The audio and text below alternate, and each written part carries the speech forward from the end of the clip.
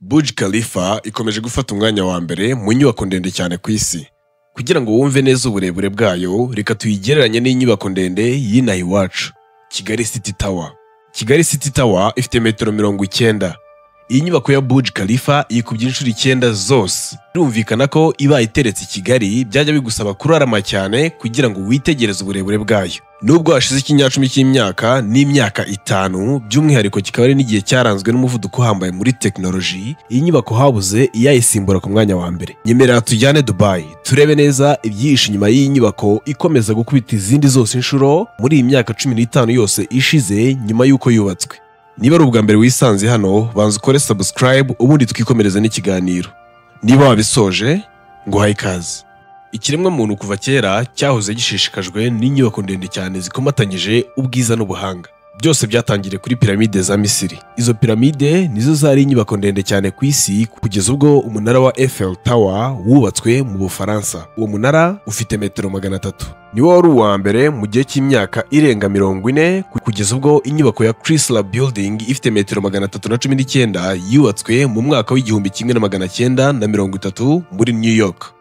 Nyuma yaho Empire State Building ifite metero 381 niyo yaje kwigarurira uwo mwanya. Iyo nyubako yagumanye mu gihe kirenga imyaka 40. Mu mwaka w'1972 World Trade Center ifite metero 526 i Manhattan muri New York yabaye iya mbere mu nyubako ndende, ariko byamaze igihe gito kubera igitero bayigabyeho mu mwaka w'2001 igasenyuka. Muri icyo gihe amarushanwa yo kubaka inyubako ndende cyane ku isi yari yatangiye gufata indi ntera. Mu mwaka w'2004 Taipei 101 muri Taiwan yabaye inyubako ndende cyane ku isi, yaje ifite metero 508 kandi yubatswe hakoreshejwe ikoranabuhanga rihambaye ryo guhangana n'ibiza by'inkubi z'imiyaga ikaze ndetse n'imitingito. Nyamara mu mwaka w'2010 Burj Khalifa yo muri Dubai yigaruriye uwo mwanya, isumba iya Taipei 101 ku gipimo cya 42%, kuko yo yaje ifite metero 828. N'uyu munsi ntayirayicaho ku mwanya wa mbere. Reka dukomeze twivugire kuri Burj Khalifa. Mbere y'ibindi byose, reka duhere ku izina ryayo Burj Khalifa. Ubundi iyi nyubako yitwaga Burj Dubai, ariko nyumiza kwitwa Burj Khalifa mu rwego rwo gushimira Sheikh Khalifa bin Zayed Al Nahyan, wahoze ari perezida wa Leta Zunze Ubumwe z'Abarabu. Iri zina ryahindutse mu rwego rwo kugaragaza icyubahiro n'ishimwe nyuma y'uko Abu Dhabi itanze inkunga y'amafaranga mu gihe Dubai yari iri mu bibazo by'ubukungu mu mwaka w'2009. Aya mafaranga akaba ari nayo yatumye uyu mushinga urangira neza. Kimwe mu bintu bitangaje kuri Burj Khalifa nuko ushobora kubona izuba rirenga inshuro 2 ku munsi umwe. Ushobora kureba irya mbere uri hasi, hanyuma ugafata sanseri ukajya hejuru ukongera kubona izuba rirenga nanone nyuma y'iminota mike. Burj Khalifa ifite uduhigo twinshi ku rwego mpuzamahanga, nko kuba inyubako ndende kurusha izindi zose ku isi, kuba inyubako ifite amagorofa menshi kuko igeretse inshuro 163, kuba ifite asanseri nyinshi kuko ifite izigera kuri 57. Umushinga wa Burj Khalifa waje uzanye impinduramatwara mu bwubatsi. Ni umushinga wamaze imyaka 6 bawukoraho. Intego nyamukuru yari ukurema ikimenyetso mpuzamahanga gihagarare iterambere ry'ikoranabuhanga n'ihinduka ryihuse rya Dubai. Imirimo yo kubaka Burj Khalifa yatangiye mu mwaka w'2004. Uyu mushinga wakozweho n'abakozi 10,000 n'abenjeniyeri 330. Umushinga wateguwe na Adrian Smith wo mu kigo cy'ubwubatsi cya Skidmore, Owings and Merrill (SOM) gifite icyicaro i Chicago. Burj Khalifa ikaba ari inyubako ishobora kwihanganira imitingito igera ku kigero cya 7 ku gipimo cya Richter. Nubwo habayeho imbogamizi mu kuyubaka, Burj Khalifa ifite ibitangaje byihariye mu buhanga yubakanywe. Umuhanga mu bwubatsi Adrian Smith yahimbye iyi nyubako ahereye ku ndabyo zitwa Hymenocallis cyangwa Spider Lily, indabyo ziba mu butayu bwo mu karere Dubai iherereyemo. Ifite imiterere itajegajega kubera uburyo yubatse nk'inyuguti ya ya icuritse. Uko inyubako izamuka hejuru igenda iba ntoya, bigatuma inyubako ihangana n'imbaraga z'umuyaga n'ibindi biza karemano.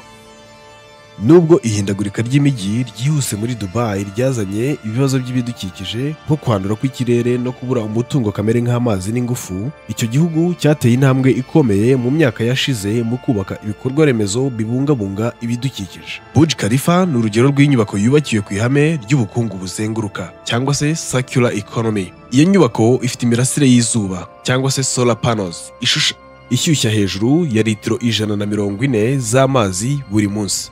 Ayo mazi akoreshwa n'abaturage ndetse n'ibigo bikorera muri iyo nyubako buri munsi. Byongeye kandi ifite sisiteme yo gukusanya amazi akomoka ku mwuka mu byuma bishyushya cyangwa bikonjesha umwuka, air conditioners. Uwo mwuka utanga litiro 68 z'amazi buri mwaka, kandi amenshi muri ayo mazi akoreshwa mu kubungabunga ibihingwa. Burj Khalifa irimo amacumbi arenga 900 kandi ishobora kwakira abantu bagera ku 10,000 icyarimwe. Uretse abahatuye ku giti cyabo, iyi nyubako icumbikiye n'ibigo bitandukanye birimo amasosiyete y'ubwubatsi, hotels za Armani, biro z'ubucuruzi n'amaresitora yo mu rwego rwo hejuru, kubera ko iri hafi cyane n'isoko rinini rya Dubai Mall. Burj Khalifa ikurura abakerarugendo benshi cyane basaga miliyoni 17 buri mwaka ku mpuzandengo. Imiterere yihariye ya Burj Khalifa hamwe n'uburyo ihuriza hamwe ibikorwa bitandukanye bituma iba inyubako idasanzwe kandi itangaje mu isi yose. Nk'inyubako ifite imirimo myinshi ikorerwamo, Burj Khalifa igaragaza neza uburyo Dubai yihariye mu iterambere rya none, ikanayishyira ku isonga mu bukungu, ubwubatsi n'ubukerarugendo ku isi yose. Umusingi wa Burj Khalifa cyangwa se fondasiyo ariyo ifasha iyi nyubako ndende cyane guhagarara neza ku butaka. Kubaka byonyine byatwaye ishoramari rya miliyoni 150 z'amadolari y'Amerika.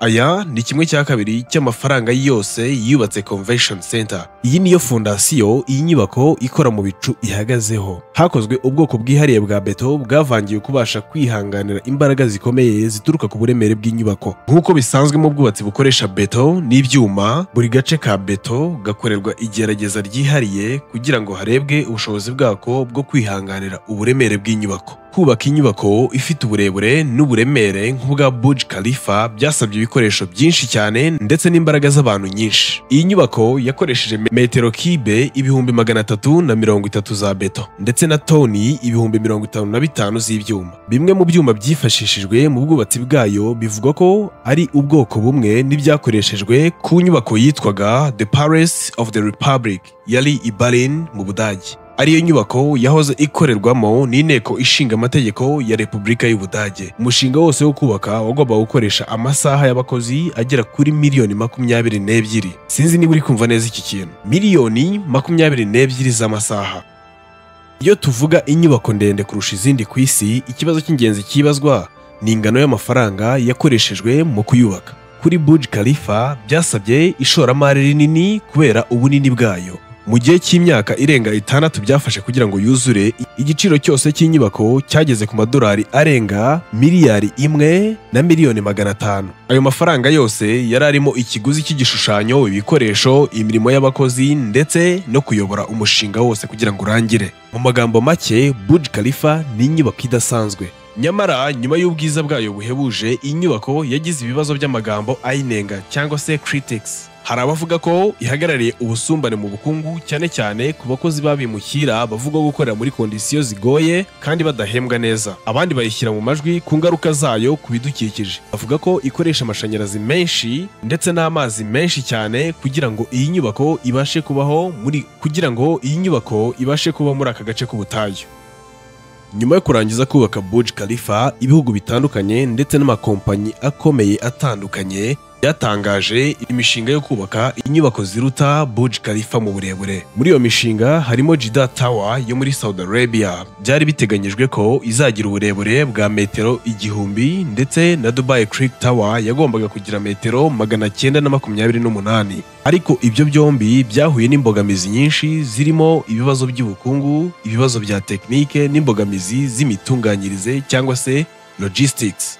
Urugero, Jeddah Tower yari iteganyijwe kurangira mu mwaka wa 2019 yatinze inshuro nyinshi kandi ubu biteganyijwe ko izarangira mu mwaka w'ibihumbi 2025. Kubaka inyubako iruta Burj Khalifa bisaba igihe kirekire cyane n'amafaranga menshi ndetse no kuba ufite ubumenyi buhanitse mu by'ubwubatsi n'ikoranabuhanga. Izi mbogamizi zose zatangiye kuba impamvu nyamukuru ituma Burj Khalifa iguma ku isonga nk'inyubako ndende kurusha izindi ku isi, ndetse ikomeza kuba ikimenyetso gihamye cy'ubushobozi bw'ikiremwa muntu.